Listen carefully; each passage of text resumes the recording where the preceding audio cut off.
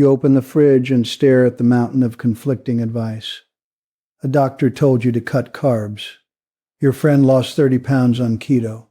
Another friend swears by the Mediterranean diet and brought you olive oil from Greece. The news says plant-based is the only way to save the planet and your heart. And yesterday, you read that whole grains are the key to everything. So you stand there, 14 different ideologies screaming at you from inside your own head, and you grab yogurt. But is it the right yogurt? You have no idea. And that fear, the cold whisper that says you're too old to sort through this noise, and getting it wrong, means sliding into decline faster. That fear is real. It's real, and it has a name. Decision paralysis. The kind that makes you give up and eat whatever's easiest, because at least that doesn't require thinking. Here is the thing nobody tells you. Every diet that works, works. And every diet that fails, fails. But it's not because of the label. It's not because keto is magic, or because paleo unlocks some ancestral code. It's because every successful diet reduces to the same handful of universal mechanisms. And you have been chasing labels while the mechanisms sat right in front of your face. Ignored. That means all those years of switching plans, of feeling like you failed when the weight came back, or when your blood sugar crept up, none of that was your fault. You were working with incomplete information. You were told there was one right answer, one magic bullet, one perfect plate, and you believed it. But the plate was built for someone else. The government's balanced plate graphic, the one with half fruits and vegetables, a quarter protein, a quarter grains. That plate was designed using studies on children and young adults. Not you, not someone over 60. That plate overestimates your carbohydrate needs and underestimates your protein needs by a wide margin. So when you followed it and felt hungry an hour later, or when your weight crept up, you thought you were doing it wrong. You were not. The plate was wrong for your body. And now you get to know the truth. You get to have a framework that works for the body you actually have. The body that is insulin resistant. The body that needs more protein to maintain muscle. The body whose circadian rhythm is shifted and processes food differently than it did at 35. By the end of this, you will have 5 elements, 5 levers you can pull on any meal, any diet, any day of the week. No calorie counting, no carb tracking, no app subscriptions. One simple metric that cuts through all the noise and tells you whether your plate is actually balanced for your age. And the relief you feel when you hear it, that's going to be real. Let's start with the biggest lie you have been sold. Balance. The world made you believe that a balanced diet means equal portions of everything. A third of this, a third of that, a rainbow of foods in perfect harmony. That is aesthetic nonsense. Balance for a body over 55 is a specific ratio of macronutrients, protein, fat, and carbohydrate. And that ratio is not one size fits all. Your insulin resistance increases with age. That is a biological fact, not a moral failing. It means your body cannot handle fast-digesting carbohydrates the way it used to. The ideal ratio shifts. More protein, significantly more protein, fewer fast-digesting carbs. And the fat, you want it from unsaturated sources. Olive oil, avocados, nuts, fatty fish. That much is straightforward. But here is where it gets interesting. The amount of protein you need. You probably think you know. The standard recommendation for adults is 0.8 grams per kilogram of body weight per day. That number was established in studies on young men. It was not designed for someone whose muscle protein synthesis has become resistant. After 55, that requirement rises to 1.2 grams per kilogram. Minimum. For a 150-pound woman, that is 81 grams of protein per day. For a 180-pound man, 98 grams. And that is just the baseline. If you are recovering from illness, dealing with appetite loss, or trying to rebuild muscle after a sedentary period, you may need more. The point is, you are not eating enough protein. Almost nobody over 60 is. And the consequences are not just a little muscle loss. They are falls. They are frailty. They are the difference between living independently and needing help to stand up from a chair. Muscle protein synthesis, the process your body uses to build and repair muscle, becomes less efficient as you age. This is called anabolic resistance. It means that the same meal that triggered muscle building in your younger body now barely registers. The threshold rises. A younger person can eat 20 grams of protein in a meal and trigger a building response.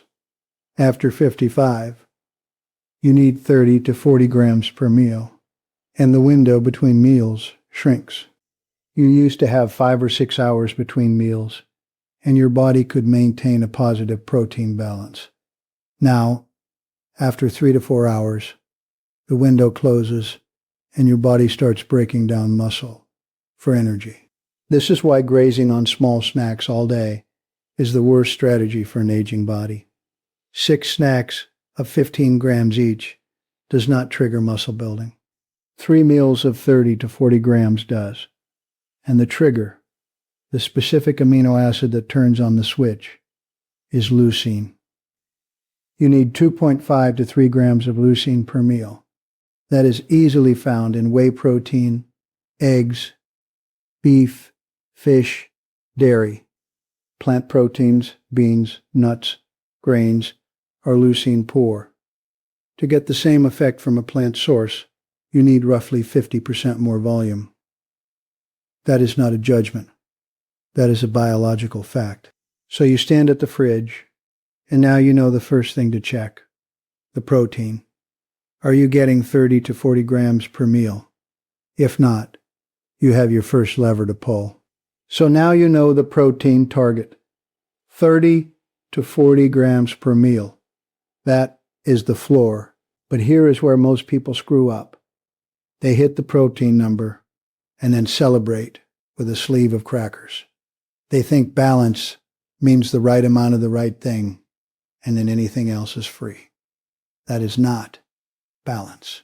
That is math denial.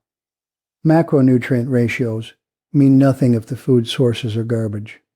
And I mean that literally. The same 30 grams of protein can come from a chicken breast or a processed protein bar. They look different in your hand. They look extremely different in your bloodstream.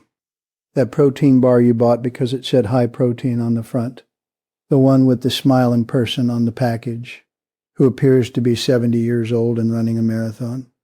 That bar delivers advanced glycation end products. AGEs. They are called that for a reason. These compounds accelerate inflammation and oxidative damage. They make your cells age faster. The thing you are trying to prevent, the protein bar, is causing it. That is the dark comedy of the health food industry. They sell you the cure and the disease in the same package. So let me give you a system that has no ideology. It works with keto. It works with vegan. It works with Mediterranean. It works with whatever label you slapped on your refrigerator last week. It is a 3-tier system.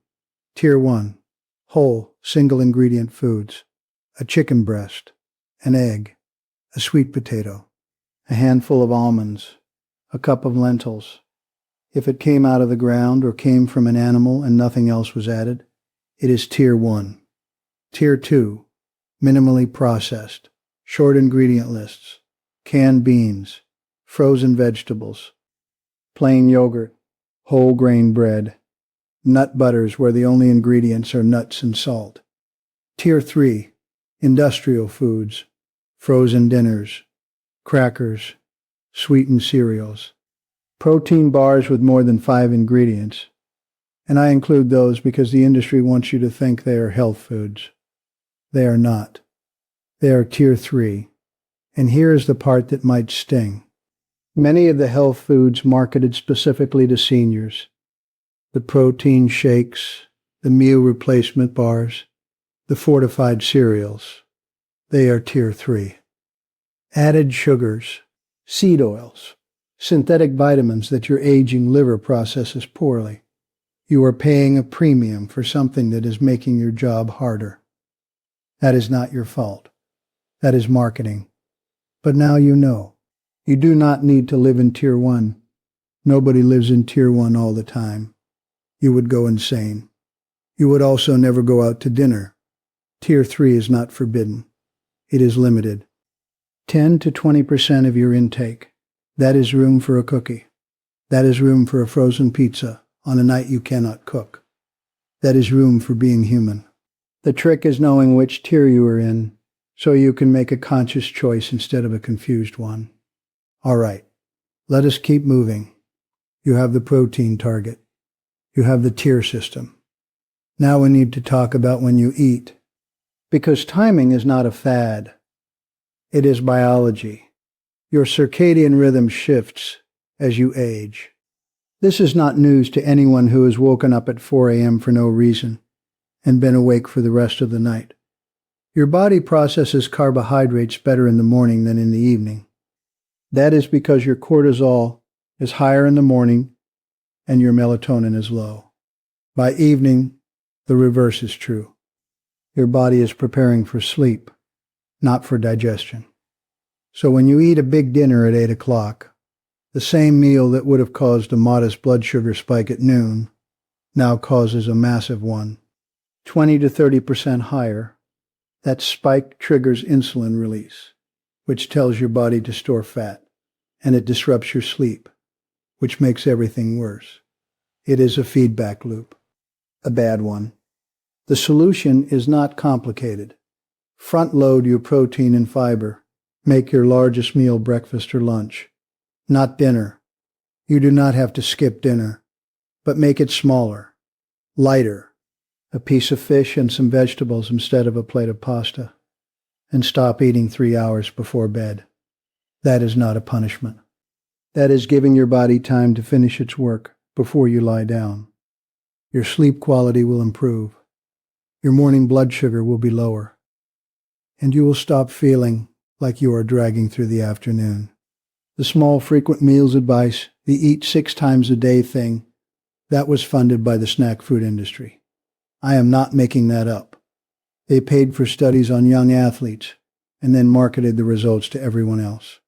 For a sedentary or older adult, 6 meals a day keeps insulin chronically elevated, which promotes fat storage and reduces muscle protein synthesis, because each meal is too small to trigger the building response. You are doing the opposite of what you need. So stop grazing. Eat 3 solid meals, protein, fiber, fat, and stop eating early enough that your body can rest. Now we get to the one metric that matters more than all the others, the number that replaces calorie counting, carb tracking, and the guilt you feel when you eat a potato. It is the fiber to digestible carbohydrate ratio. Here's how it works. Digestible carbs are the total carbs in a food, minus the fiber.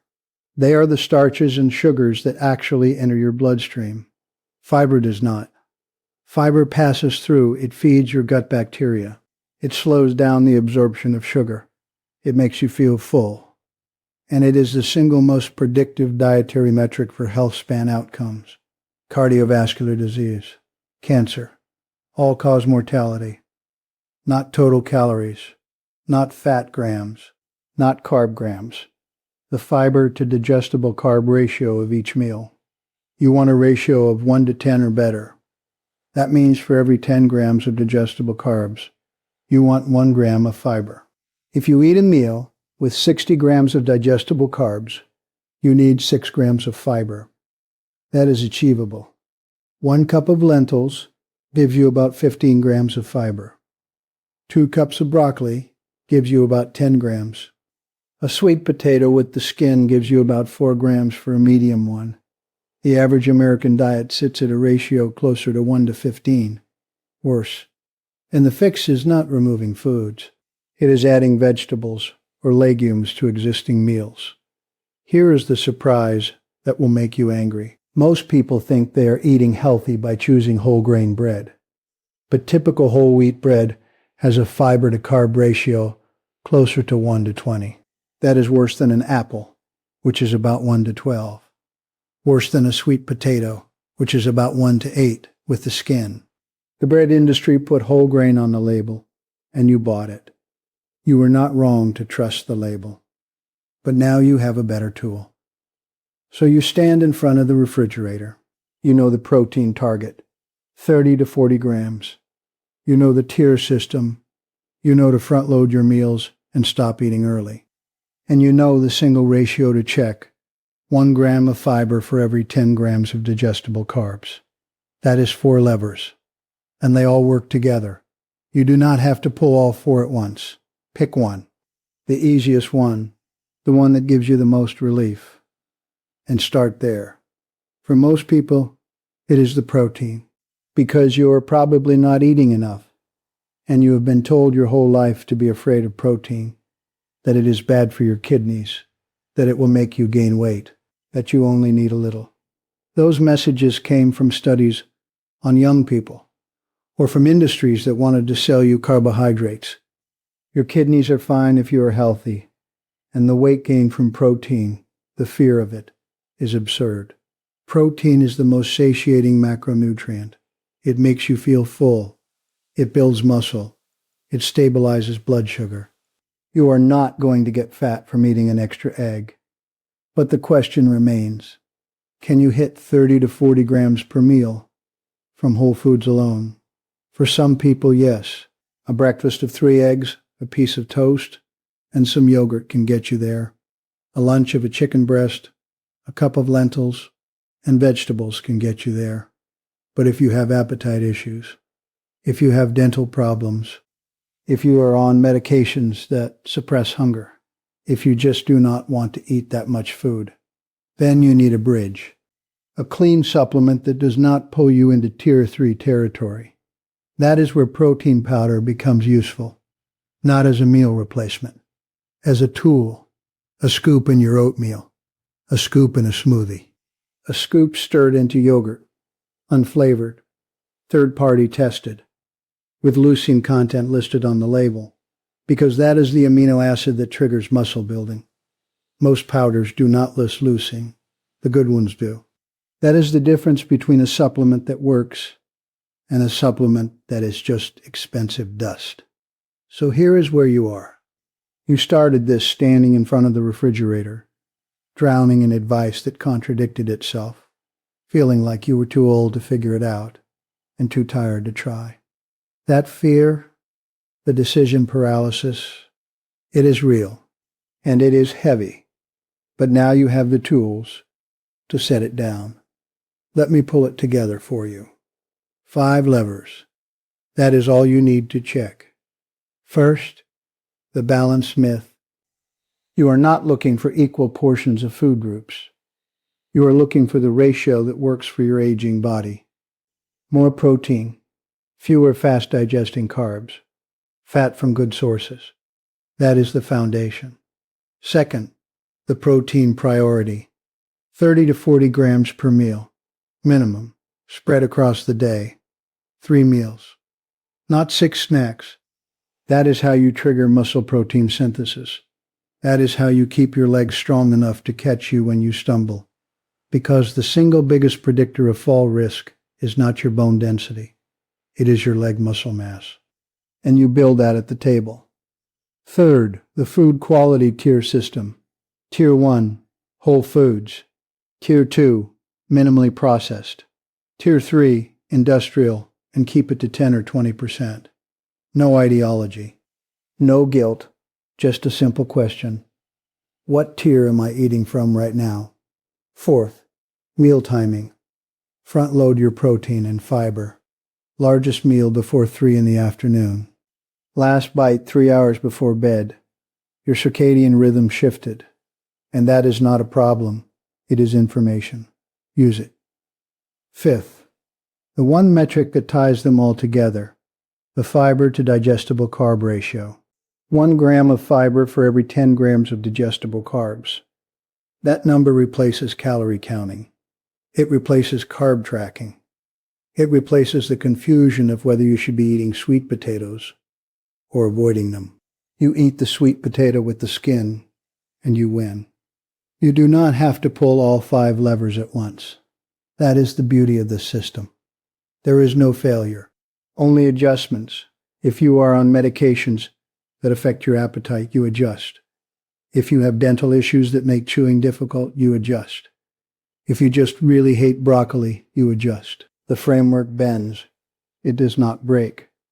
But here is the reality. The protein target, 30 to 40 grams per meal. That is the hardest one to hit from whole foods alone, especially if your appetite is not what it used to be. A 3-egg omelet with cheese gets you about 25 grams. A cup of lentils gets you about 18. A chicken breast gets you about 30. You can do it, but it takes planning, and planning is the enemy of consistency. So if you find yourself struggling to hit that number, there is a tool that can help. A clean protein powder, unflavored, third-party tested with leucine content listed on the label, can bridge the gap without pulling you into Tier 3 territory. It is not a meal replacement. It is a tool, a scoop in your oatmeal, a scoop in your yogurt, a scoop in a smoothie. If you want to take the guesswork out of hitting that protein target, I have linked the exact type of supplement that most doctors recommend for this exact problem in the description below. No brand names, no prices, just the standard you should look for. Now, let me tell you what this all adds up to.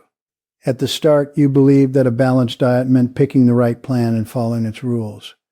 You believed that if you just found the right ideology, everything would click. Keto, paleo, Mediterranean, plant-based. They all promise the same thing, a body that works, and they all deliver it through the same few mechanisms that you now understand. Macronutrient ratios, protein timing, food quality, meal timing, fiber density. Those mechanisms have no label. They do not care what you call your diet. They just work. Your body at 65 is not your body at 35. And that is not a problem. It is information. It tells you that your insulin resistance increased. It tells you that your muscle protein synthesis became less efficient. It tells you that your circadian rhythm shifted. That is not a tragedy. It is a data sheet. And now you have the tools to read it. The government plate you stood in front of at the beginning was not wrong. It was just made for the wrong body. It was built for children and young adults who could handle all those carbohydrates, who did not need that much protein, who could eat a big dinner at 8 and sleep like a baby. That plate was never meant for you. And now you know how to build your own plate.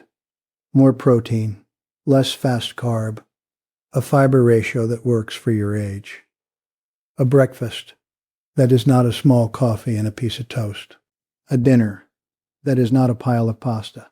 You stand at the refrigerator and the noise is gone. The conflicting advice, the studies that contradict each other, the labels that promise everything and deliver nothing, they are all background now because you have 5 questions. 5 simple questions you can answer at any meal. How much protein is on this plate? What tier is it from? Is this my largest meal of the day? Am I eating too close to bedtime? And what is the fiber to carb ratio? That is it. That is the whole framework. You are not helpless. You were never helpless. You were just working with incomplete information. And now you are not. So the next time you open that refrigerator, you do not have to be afraid of getting it wrong. You just ask the questions, and you build your plate accordingly. Not with perfection, with intention. And that intention, that quiet confidence, that is what keeps you strong. That is what keeps you standing. That is what makes the noise finally, mercifully, go silent.